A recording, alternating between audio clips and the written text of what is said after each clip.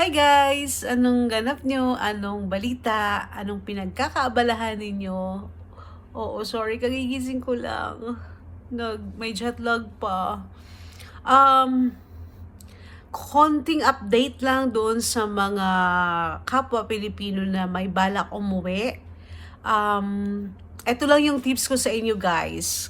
Napansin ko kasi na sobrang systematic ang government ngayon. Klap-klap talaga sila. As in guys, pagdating nyo ng airport, may nakakalat na mga coast guards. Hingin nyo agad ng number nila. Doon sa mga single. Joke lang guys. Ito yung mga dapat nyong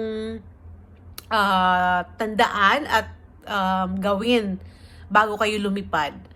Ang una is you have to secure your booking sa hotel. Kasi nire-require ng IATF, according dun sa guidelines nila, na ang non-OFWs dapat merong pre-book na 7 nights sa hotel. Meron silang mga accredited na quarantine hotel. So, abangan nyo na lang dun sa comment section. Ilalagay ko lahat ng mga links na dapat nyong makita at ma-accomplish nyo. And sorry, may notes ako para di ko makalimutan.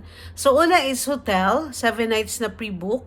Tapos, magpe-pre-book din kayo ng para sa swab nyo. I suggest sa Red Cross kayo mag-sign up.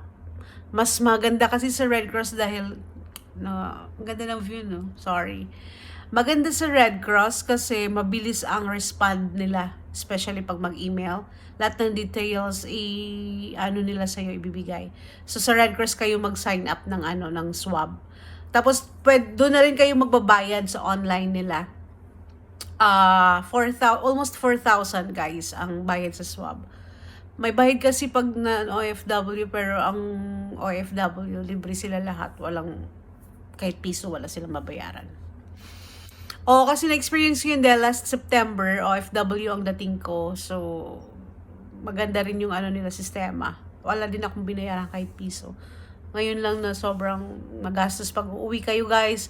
Sobrang gastos kapag non-OFW. Lalo na kung madami kayo. Yung hotel is 7 nights. My gosh.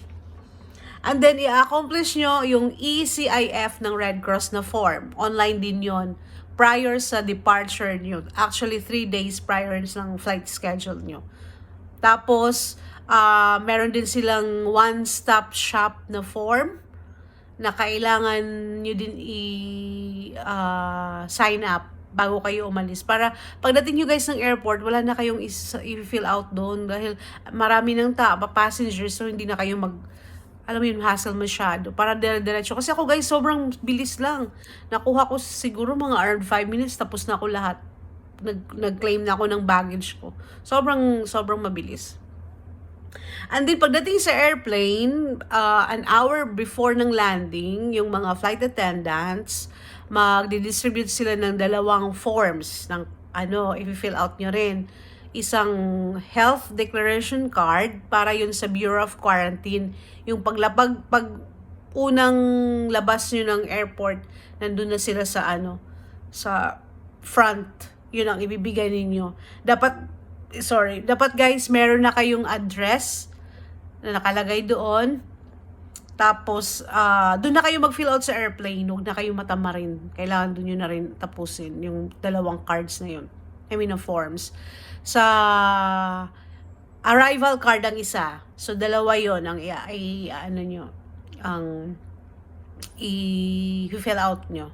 Tapos, bago magrampa kayo palabas ng eroplano, merong officer na from Bureau of Quarantine aakyat sa airplane, magbibigay ng announcement para doon sa health declaration card. Parang pag OFW ka, land-based or sea-based, meron silang code na ipapalagay sa iyo at the top of your health declaration card doon sa right side.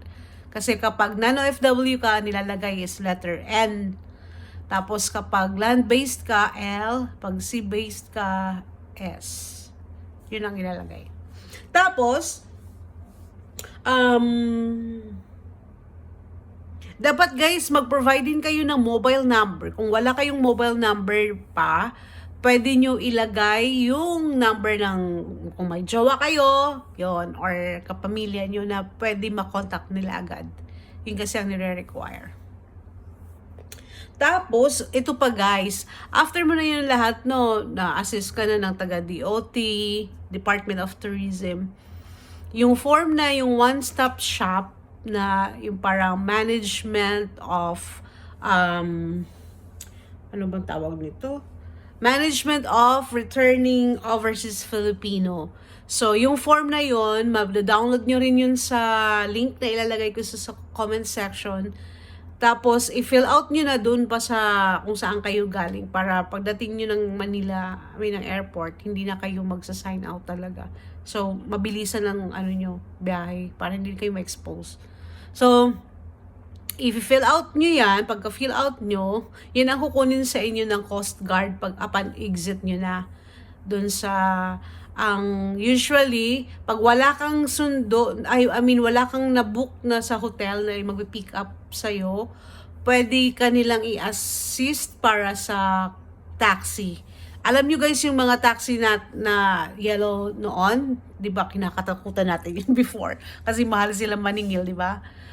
Nag-tie up sila sa government, so, ang form doon mismo, merong dong option na pwede ang mo is metered or merong fixed na payment. So, hindi ka kakabahan. Kasi, merong isa ngayon ng government din na mag-aasikaso dun sa form. Kukunin nila yung number ni sir, yung ng taxi driver, tapos kukunin nila yung informations lahat ng taxi. Tapos, ang form, ibibigay nila sa driver, sa taxi driver, tapos si taxi driver, pagdating ng hotel, doon sa front desk or doon kay Kuya Guard, kay Sir Guard, papapermahin niya. Parang i-confirm na hatid ang passenger. Tapos babalik siya ng airport, isasubmit din niya yung form na yun doon sa nagba-manage na, ewan ko anong department yun ng government. So yun guys, sobrang lang, hindi hassle talaga umuwi kung ma-accomplish mo lahat ng forms. Napakabilis lang ng proseso. Especially na talaga guys, isa-suggest ko talaga sa inyo kung may mga kasama kayong bata, dapat i-accomplish nyo na yung mga forms prior sa pag-alis nyo. And then, importante din talaga na meron kayong pre-booked na hotel for 7 nights. Kasi, kung hindi, I doubt it na ipapaboard kayo ng airline nyo. Mahigpit talaga sila guys. Si tatay nga doon sa Chicago na kami, papunta ng Japan. Nung nag-check-in na kami, may pre-boarding checking sila sa mga documents. So nung nalaman ng staff na wala siyang pre-book hotel, pinabook siya. Buti lang delay yung flight, so tinulungan namin siya na mag-book ng hotel. Oh guys, mahigpit sila actually. Yan ang instruction sa kanila ng government. Kasi meron silang tawag nito, yung parang before ang passengers dumating, may mga manifesto na binibigay sa gobyerno. So, naka-mark na pauwi ka. Ando na yung name mo. So, yun lang guys. Basically, dapat din pala, pag mag-sign up kayo sa Red Cross, make sure na mayroon kayong valid na email address. Oo, kailangan nyo yan. Kasi doon din isi-send nila yung result. And this time pala, sorry, nakalimutan ko i-mention na yung pag-swab nila. Before kasi ang guidelines is, pagkadating ng airport, may mga booth na doon para i-swab. Ngayon, hindi na. Pang 5 mong araw sa Pilipinas na pagdating mo, saka kayo sa swab. So, ang Red Cross, kaya nga guys, dapat mag-sign up kayo beforehand talaga para ma-schedule, yung pag-communicate sa inyo ng Red Cross. Kasi meron silang Excel file na ipapafill out sa'yo. Tapos, kailangan mo yun ibalik. Mga informations yun ng kung ano yung hotel mo, tapos yung flight number mo, lahat ng mga informations. Isi-send back mo yun sa Red Cross. Tapos, i-confirm nila ang schedule mo kailan kayo sa swab. Tapos pupunta sila dito sa hotel mo. Dito ka pupuntahan. Oo, guys. So, sobrang systematic siya. Saludo sa gobyerno. Diba? Pwede naman pala gawin yun. Ewan ko kung hindi si, ang presidente. Charot. So, yun lang, guys. Comment below kung ano yung mga tanong nyo. Then, as much as possible, I'll try to answer you. And maganda yung experience kung pag-uwi. No, walang hassle talaga. Sobra. Pero mapansin mo lang talaga yung economy talagang down. Makita mo yung ibang mga dati na bukas na mga tindahan. Tapos, along the way, nagchichika kami ni Sir. Taxi yun.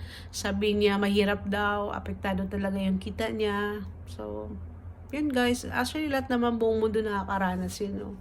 Kaya, sige lang. Laban lang tayo. Okay?